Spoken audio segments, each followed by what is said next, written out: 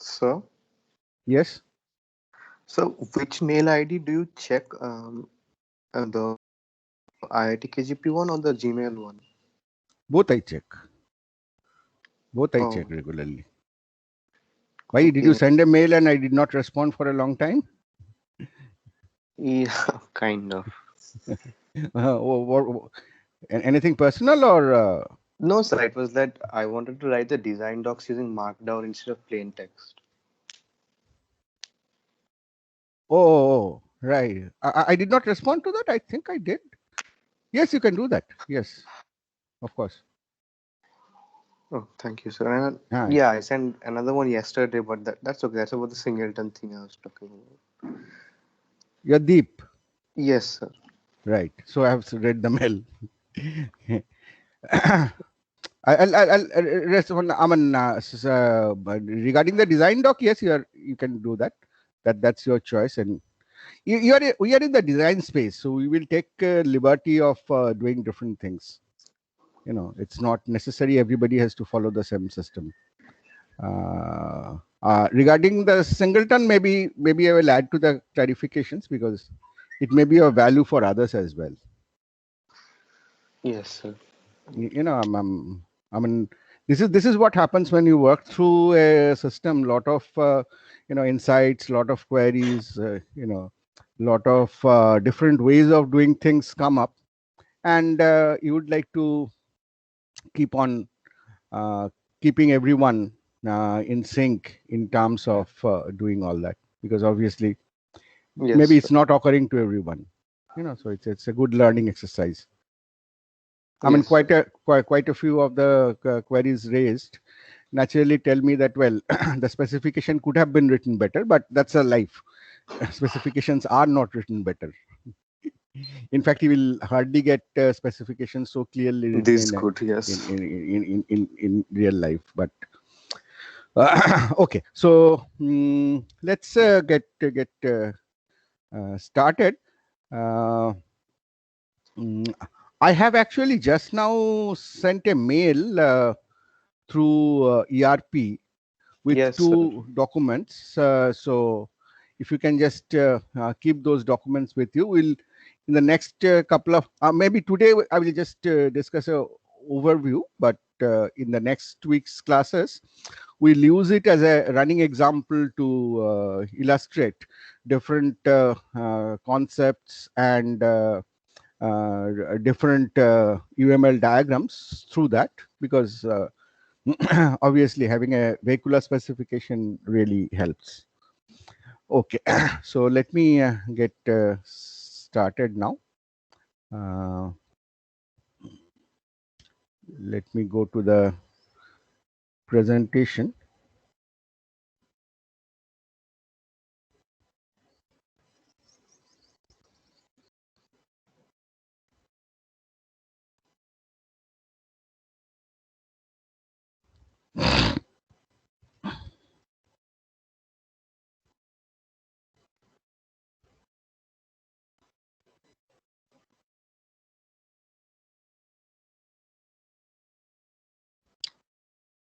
Is the presentation visible?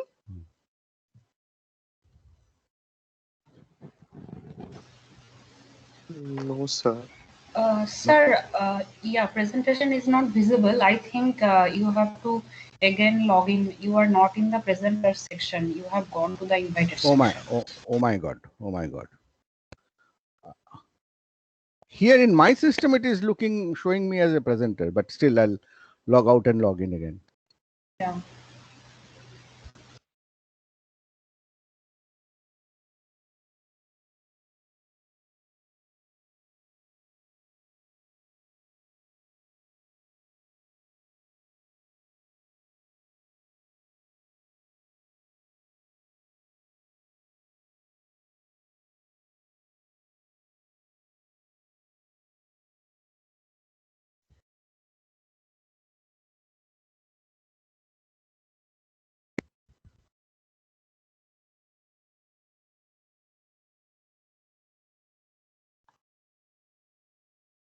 Is it visible now?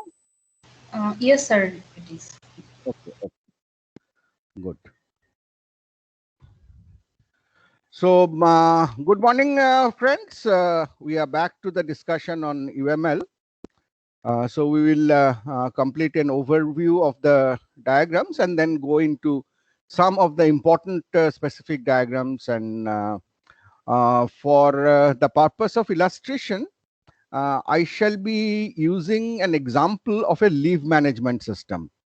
Certainly, I cannot use the booking system as example here because you all would be actually doing the UML on that for that system. So I'll use a leave management system example, which we have used in earlier years. And I have sent the specification for the leave management system by mail just a couple of minutes ago. So please keep that handy. There are two PDFs in that. One is a plain one and another is a annotated one. So we'll discuss all that. So just to for a quick recap, we have talked about why we need a modeling language and the evolution that have gone through in the last about 3 decades in terms of UML, Unified Modeling Language.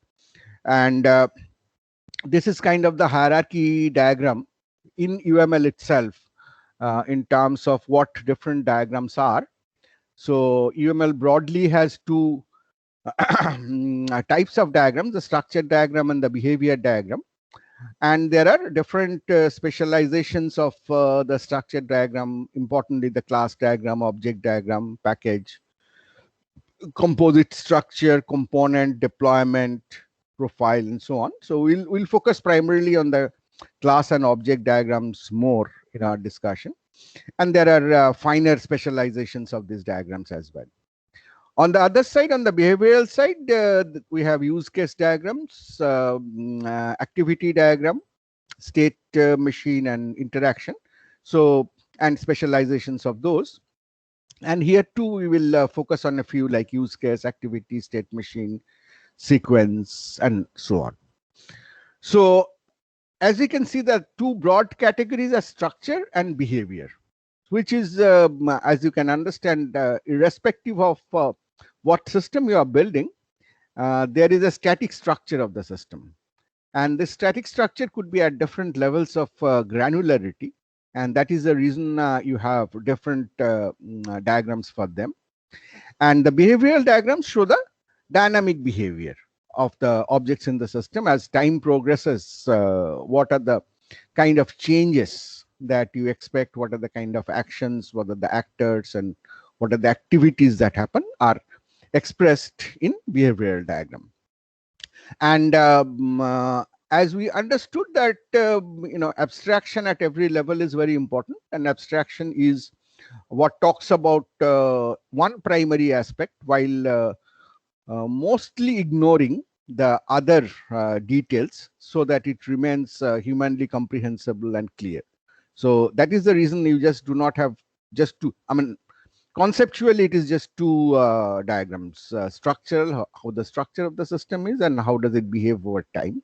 But we specialize into various kinds of diagrams in each one of these categories because we want in every diagram, we focus on certain specific aspect and ignore the rest. And obviously, we show the interrelationships.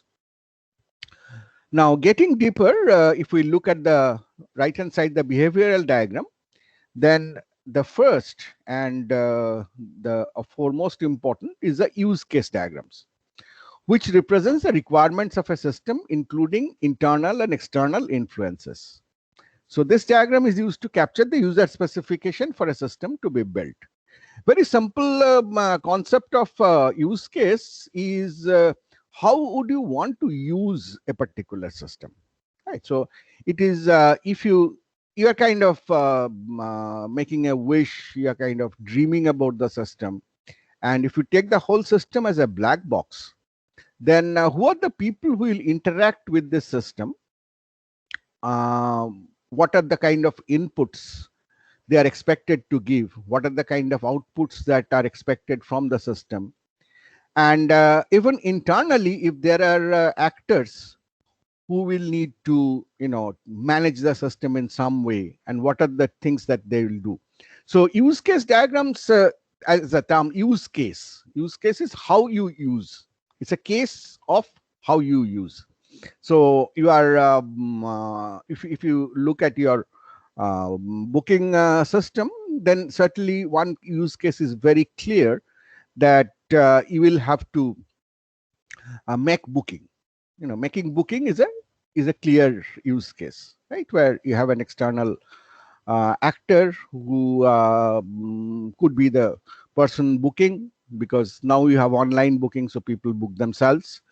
Or it could be the counter, the executive at the counter, who is doing the booking for someone, and she will interact with the system, the booking system, by placing the booking order, and the system will respond in terms of confirming the booking, or in terms of saying that the data is not valid, or in generality it could say that the booking request is valid, but the availability is not there, and so on. There could be other use cases internally also. There will be a system administrator who is looking into the system from inside and keeping track of all the bookings, actually generating internal reports for each and every train that has to, the reservation chart for the train. These are not given in your assignment, because we did not go to that depth. But in an actual system, there'll be use cases to create reservation chart for a train. There'll be a requirement to identify what are the berths that are available for further booking, and so on. So use case, we always say that if we are doing a system, then what is the use case? Who will use, for what purpose, and how? Use case diagram try to explain that through a means of certain very basic icons. So that's the starting point. Activity diagram models the flow from one activity to another activity. The activity can be described as an operation of the system. So it helps to capture the system's behavior in the context of activities. For example, you have set a booking request. So what is the first activity? First activity is to input passenger details. It is required to input the details of the booking itself, which is the travel date, say booking class.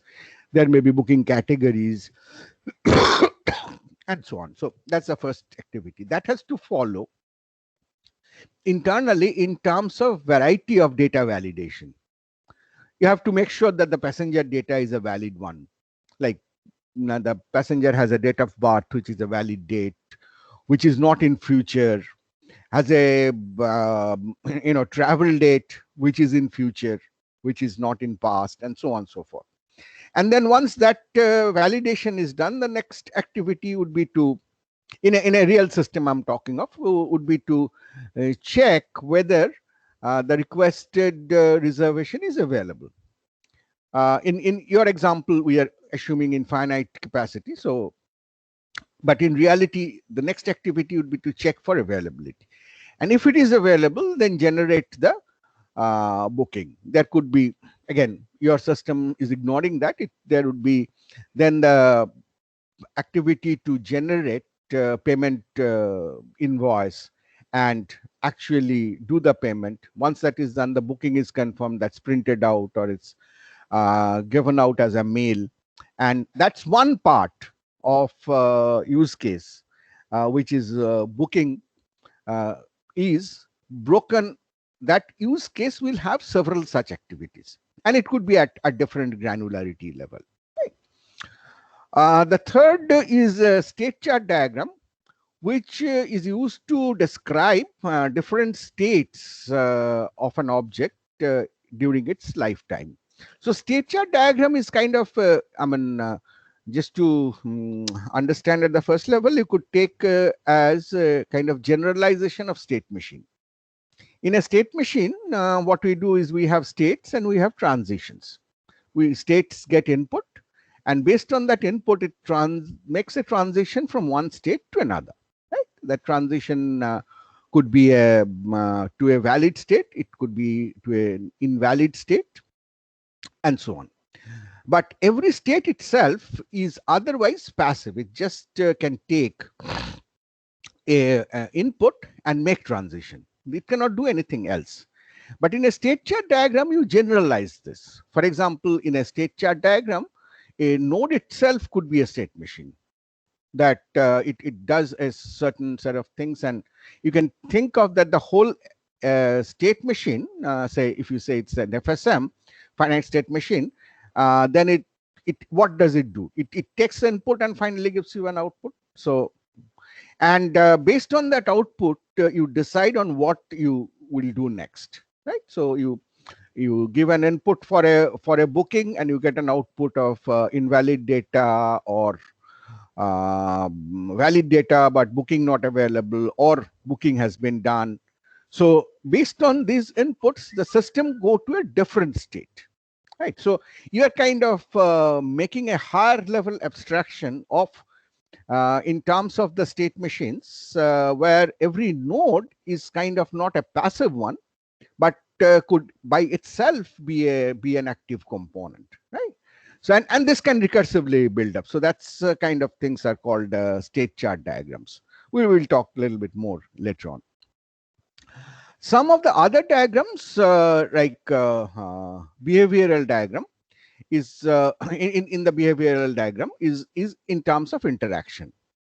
Most important in that is the sequence diagram, which basically try to set the ordering of different messages that go in the system. So one of the key ways to look at UML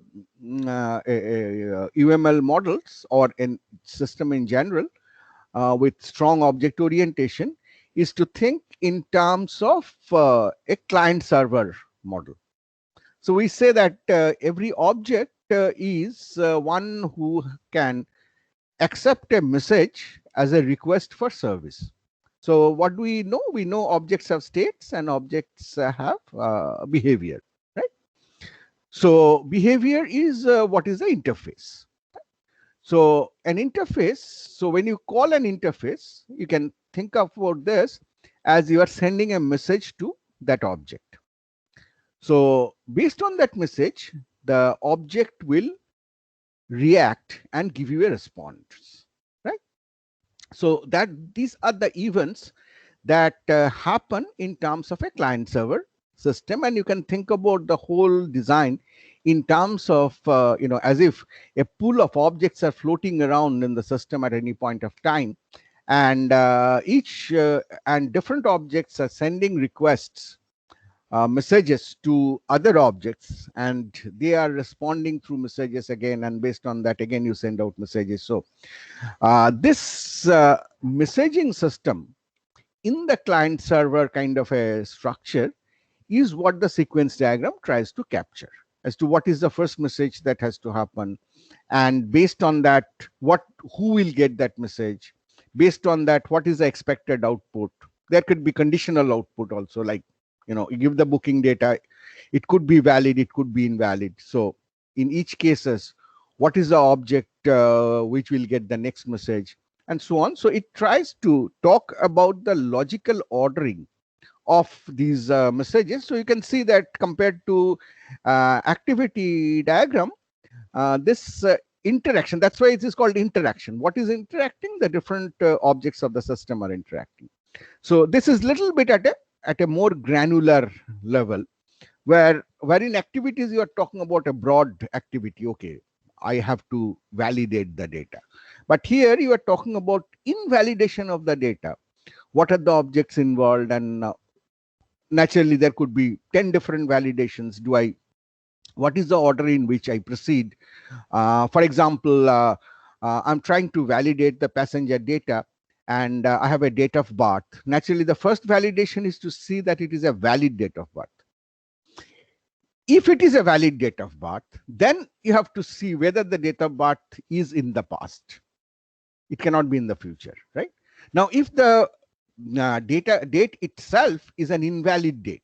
You have given 29th February 2021. That's an invalid date.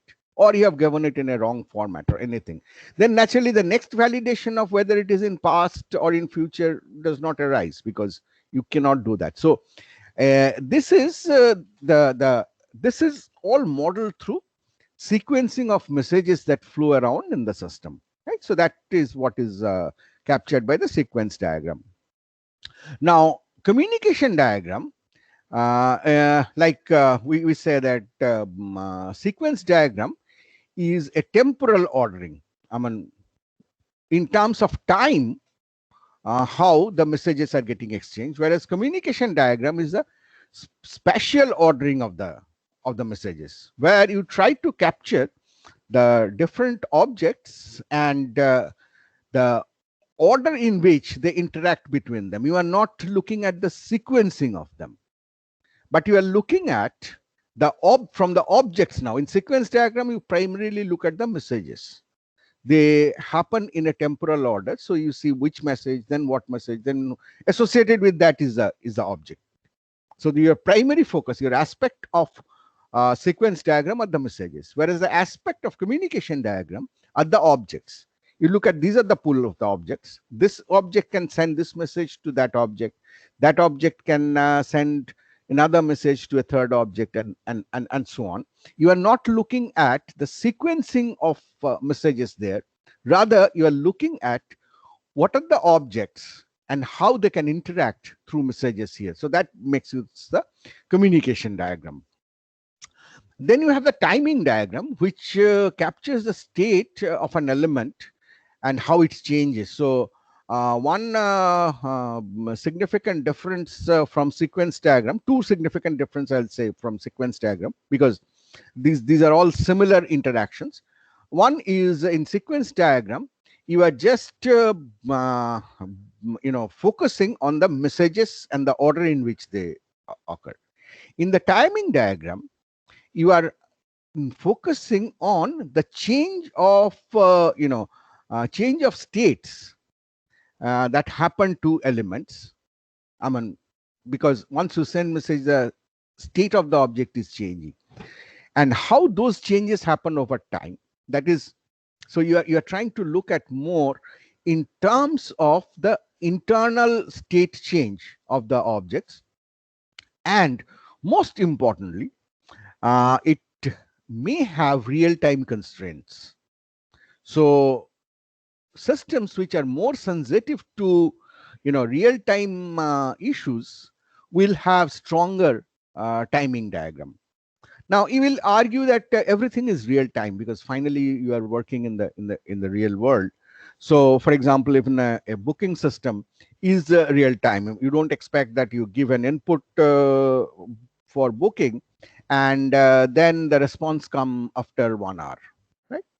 But we talk about a system being real time when a typical response time of a system is kind of comparable, or without a good design, maybe more than the expected real time.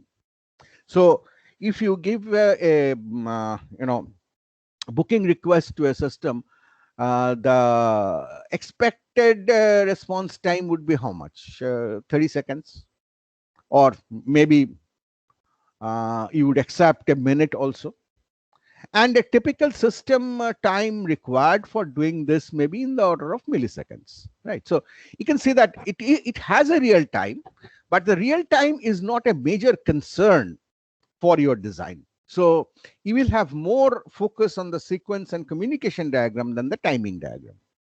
Whereas if you are making a system, say a computing board for A to D conversion, analog to digital conversion, let's say, right? So analog to digital conversion are complex systems which are often built. Now in that, you have very strict timing requirements from every state to the next state of the system, because otherwise you cannot meet the real-time requirement of being able to do this as the at the frequency of the signal, which is very, very high, and you want higher and higher frequency of signals. So you are doing this A to D conversion for signals which may go go at the level of gigahertz. So your response time expectation is nanosecond, and maybe your system actually also has a response time which is in nanoseconds. So unless you design the timing with proper real-time constraints, your design may not come out very well. And timing diagram try to focus on those kind of aspects. So you'll see very little use of that in terms of the booking system example, but in other systems that will be required.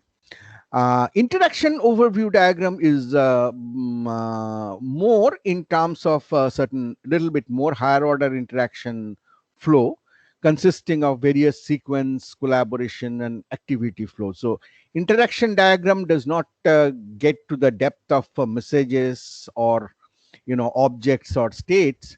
They look at, okay, if I have a typical flow, what will be a typical flow? So kind of you can say that different happy paths, different exceptional paths could be modeled in terms of an interaction overview. Again, I mean, the kind of systems we are talking of, interaction overview diagram will have less use, but these are required in several other systems.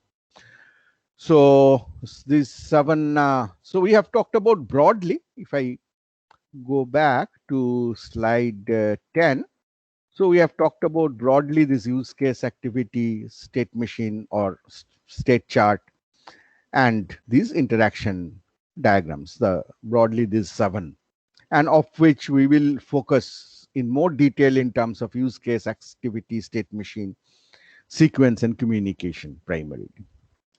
So now let's shift our focus somewhat to the structural diagrams. I'm on slide number 14, module 21 here.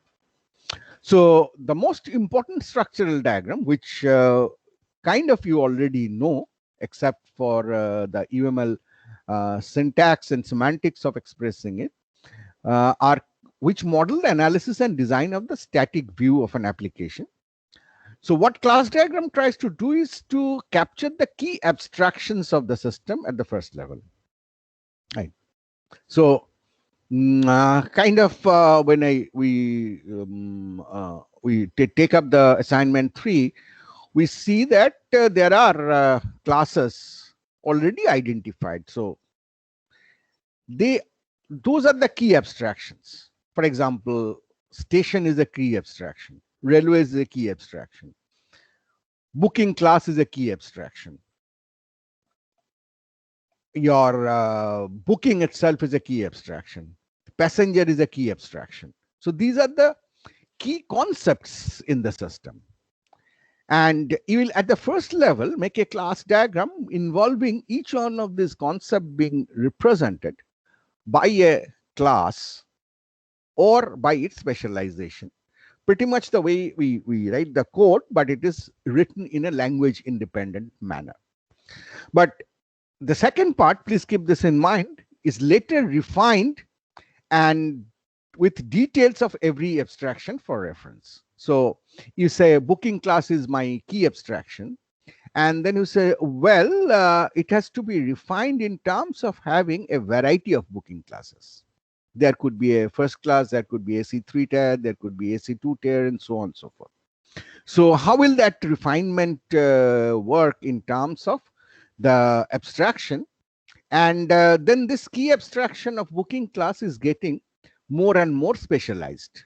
Now, you can take a kind of a hierarchical view of doing this. You could say that, okay, I will classify this abstraction of booking class in terms of whether it is whether it has bath that you can lie down, or it has only seats, that is, it's just a seating. And we will have 2 abstractions of classes involving sleeping, the classes involving sitting only. And then we'll say, okay, AC3 tier is in the sleeping category, AC chair car is in the sitting category, and so on. And then we may have further refinements of these abstractions. An alternate view could be, okay, finally, I mean, that some of you have also expressed, that I will refine it given the fact that I analyze that the key abstraction of booking class is necessarily at the end a set of attributes which differ between different booking classes.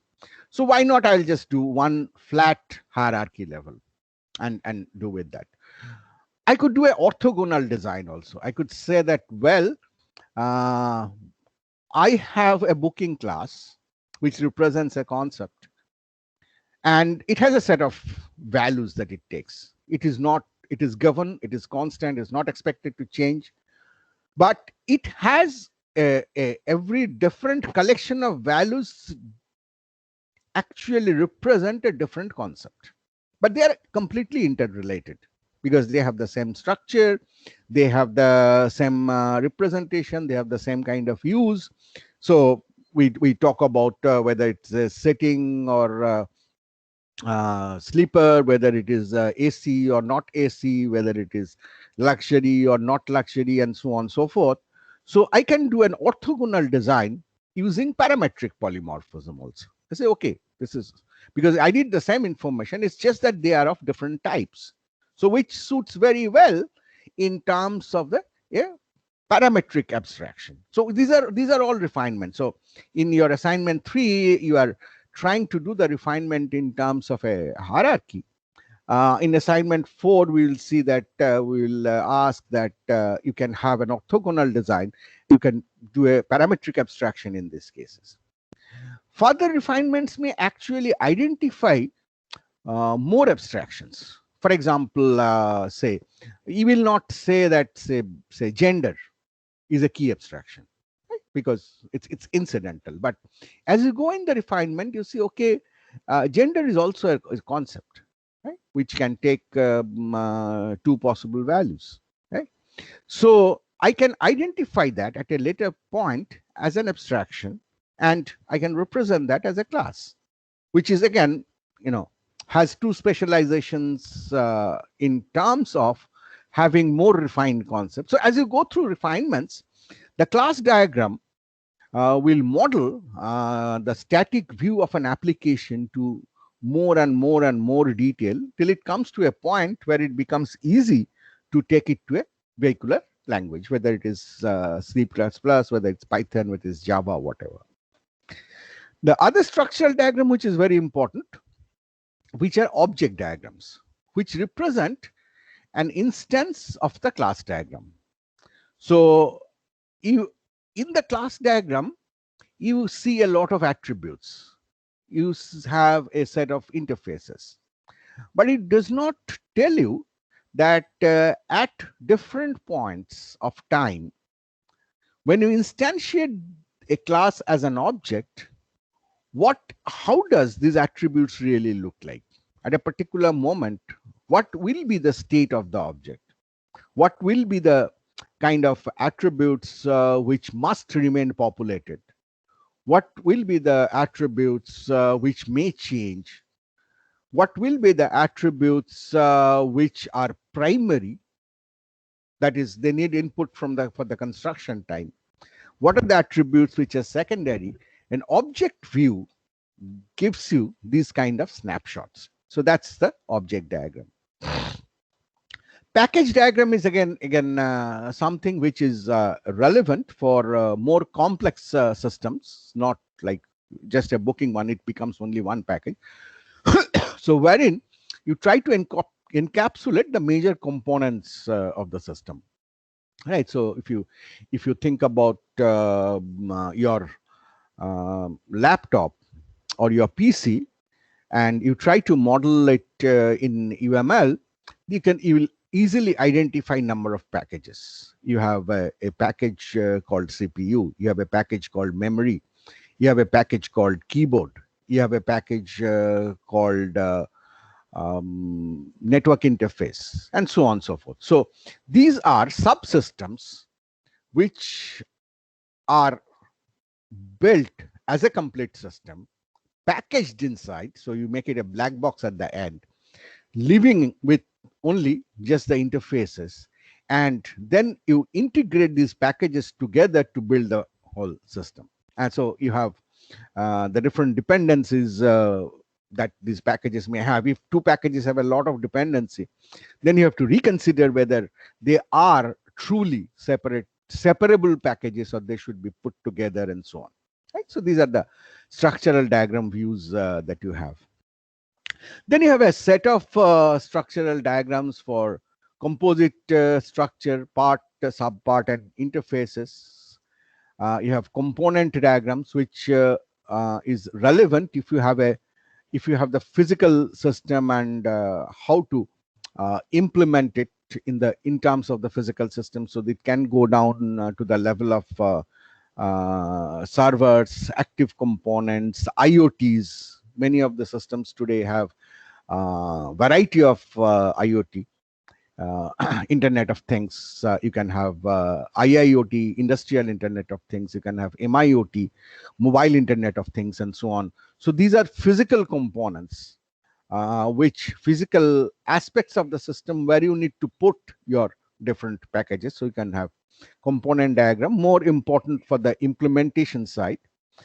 You have deployment diagram, which describes the hardware components and software components and how are they deployed. I mean, how many finally, at the end of the day, how many physical servers you will have, which software component will run on which server. A particular server may run multiple software components. One particular software component may be huge enough, or may require turnaround which is very steep, so that it might run on multiple servers in parallel, and so on and so forth. So kind of it is used to capture the hardware topology, architecture of the system. Then you have profile diagram, which is defined to define custom stereotypes, tagged values, constraints. So these are certain ways to really describe a meta model of your platform, and so on. So as you can see that this later part of structural diagrams are going more towards the implementation side. And I mean, we will not get into the details of that because we will not have that much of time. But this is good to know that what exists where. Okay, so having said that, let me just move on to, I've gone to the next module, and SDLC, So what I want to now talk of is, on one side, we have the SDLC, software development lifecycle processes, right? And we are talking about a variety of diagrams. So what we want to characterize is which, given a phase of SDLC, what are the diagrams that are relevant? Or the other question as well, given a diagram, what are the phases that it impact? Now, naturally, we have discussed a variety of SDLC phases. But I have just taken the simple linear, waterfall kind of a model to explain here, because if you look deeply, whether you are doing waterfall, whether you are doing kind of iterative incremental, or you are doing spiral, or you are doing agile, whatever you are doing, these are the tasks that you have to do. The order in which or not the order, but the extent to which you do them differ from one SDLC model to another, but these are the tasks, right? So it for our discussion, we'll take them as a linear one, but with the iterative feedback. So these are the stages that we have talked of, and these back arrows are the refinements. So you do a requirement specification, you get an analysis, get to the analysis, and then while doing the analysis, you might need to go back to requirement specification and make changes to what requirements you have captured, and come back to analysis again, and you go through this loop till you stabilize, come to a fixed point in the analysis, and then we go over to design, where while doing the design, you might need to go back to analysis and keep on doing in this loop. It might happen that you find something in the design so that you have to go back to analysis and you analyze and see that, okay, you'll have to again go back to the captured requirements and start making changes from there. So it can go through this kind of loops conceptually. We are not talking about the execution. In SDLC models, we actually talked about the execution of it. Here we are talking about conceptually what needs to be done. So given this view of SDLC, if we look at what kind of role object-oriented system and design play, then we will see that primary of object-oriented style impacts the first three stages: requirement specification, analysis, and design. That's why you bring it to a well-designed object system. And then you get into system implementation using OOP, because once your design is complete, you have an object-oriented system. Now you have to make sure that you maintain it. Like you can make an object-based design and then implement it in a way so that you break all, you make everything public and you break all encapsulations, or put everything as flat and so on. So you have to maintain that. So it has to go through that implementation. Test itself has to be object oriented. We have talked about, say, unit tests for that matter. So which clubs directly with the objects or classes that we have talked of. So these are the typical views that you'll have. Now, starting with the requirements phase, so we'll primarily talk about the initial. Talking about the requirement phase, there are, in the requirement specification phase, there are three possible activities, three possible models. One is constructing the use case model, constructing the problem domain model, and constructing the interface model, right? So these are conceptually, and this the way you see this diagram is actually again in UML. So you'll understand this. So this kind of shows the way you are doing the activity. You can start here, do any of these. These are the outputs, like the white boxes are the outputs that you produce. And once you have completed all of them, this bar basically, so this kind of started as a very old model called PetriNet models. If you're when you have studied your, say, communicating sequential processes in OS and other areas, then you'll see use of these kind of models there as well. So it says that this is where your activity starts, and these are the possible paths you can take. And only when you have completed all of them, then you make an assessment that whether you need to revisit. If you need to revisit, then you go back and do these again. Otherwise, there's no further use case, and you go ahead. So now, so what are these three aspects? One is the use case model we have talked of. That is, we are identifying what the user wants to do with the system, right? Who wants to do, what needs to be done, how it should be done. Use case model. So that will generate a use case model. Then what you need to do is, from that wish, you need to make a problem domain model. That you need to model the domain in which you are working in terms of abstractions. So you need to, from the booking, you need to identify that in your domain of booking, there are key entities like the station, the railways, the booking class, the passenger, and so on. And the third is constructing the interface model. How will you interact with the system? So it often goes down to doing variety of user interfaces. Earlier we used to say text-based input and GUI. Now, of course, you have so many different ways to do a user interface. It could be a voice-activated user interface. You could do a text activate. I mean, text. Of course, you can do traditional GUI. You can do more advanced GUI and so on and so forth. For example, I want to do I want to book in the system, and in terms of passenger data, I would not like to put on all those details of what is my name, what is my date of birth, what is my Aadhaar card number, what is my gender, and so on.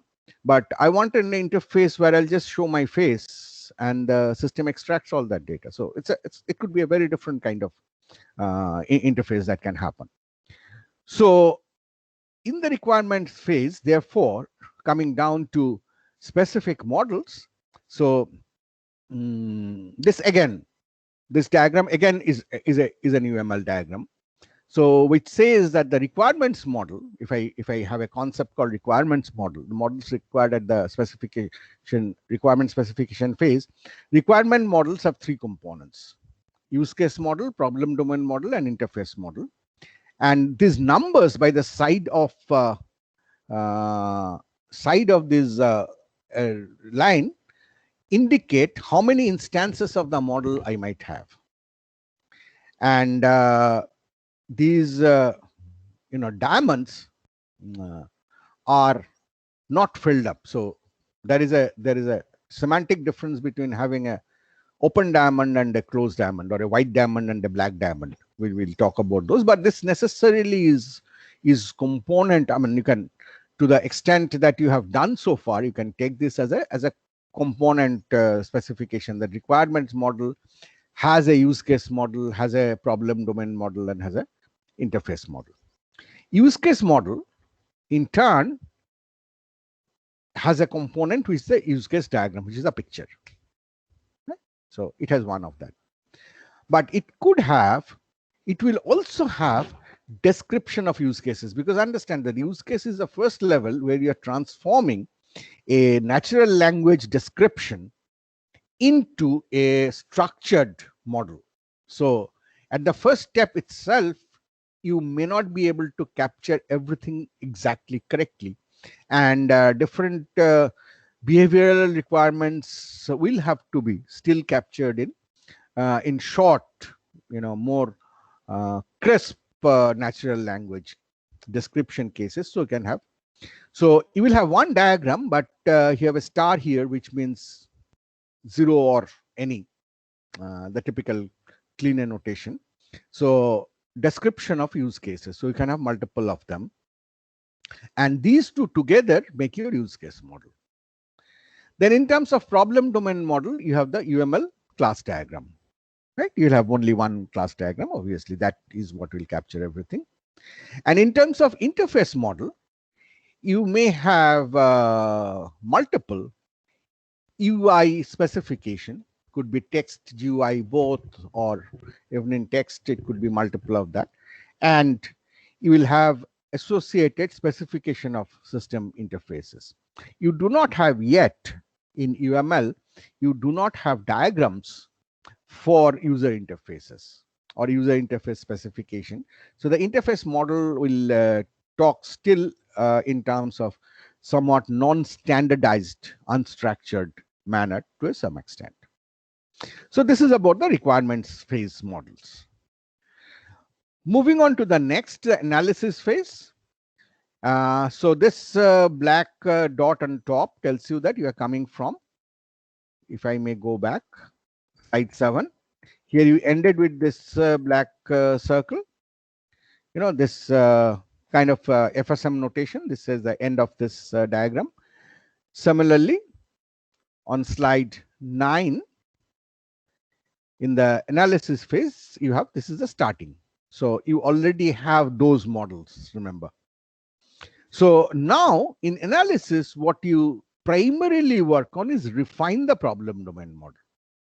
You say, okay, this is a problem domain model we have got, and this is what I see. This class has to be a singleton. This class needs specializations and so on.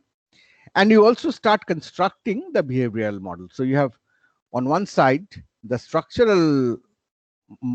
model, which is already constructed from top. You are refining that. And you have to start building the behavioral model. So what the behavioral model that gets constructed, it is then again the similar kind of loop of refinements will keep on happening till you have come to a point where no additional requirements are necessary. So looking in terms of the UML diagram, the analysis phase will have analysis models which consist of has a structure model, has a behavioral model. Structure model is the class diagram, and behavioral model is 0 or more of sequence diagram, collaboration diagram, state chat diagram, activity diagram. You may have all of them. You may have multiple of some diagram. You may have none of them, and so on. It depends on the requirements, but this is together is your analysis model, which so wherein you'll have all these different UML diagrams giving a complete analysis of the system, validated to your level of analysis given the requirements that you had. And you move on to the design phase, where you now with this model you start working on the system design, and first create the high level design model, then go into doing the detailed design and create the low level design model, right, and iterate over that. So in terms of the design model, you have the structure model, you have the behavioral model. These are already built, and you will have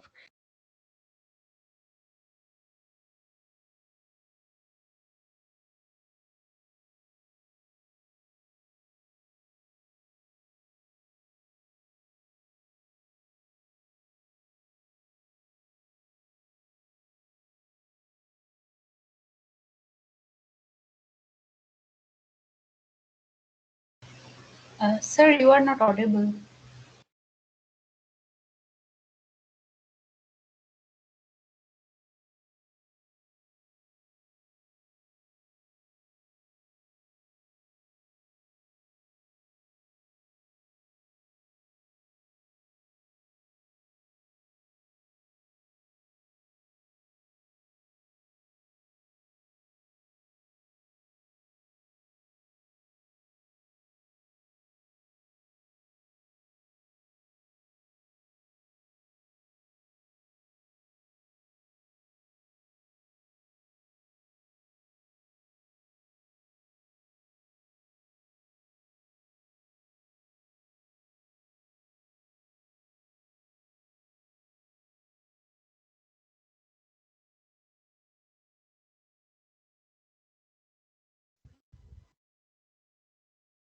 I had lost network. I hope you can hear me now. Yes, sir. Can you see the presentation? Yes. Yes, sir. So I think we were here when I lost. So in terms of the design phase, you have design models. So you have component diagram and deployment diagram, which comes from UML. But typically you have architectural description as well, which is still under development in UML. So it is still kind of a non-standardized one. And you have the other structural and behavioral models that we have already discussed. So that is how your design model works out. Finally, in the phases of system implementation, like the remaining phases of SDLC, will implement the models that we have built so far, and some of the additional diagrams will be used here. We will not go into that much of depth. We are just trying to gather a basic understanding of UML. So this is what from the next class, we will try to take this example of leave management system, part of the booking system, not much, because I want you to do that exercise on the booking system, and discuss about these UML models, which we have listed for requirements phase, for the analysis phase, and for the design phase. Okay? So if there is any quick question, I can take that.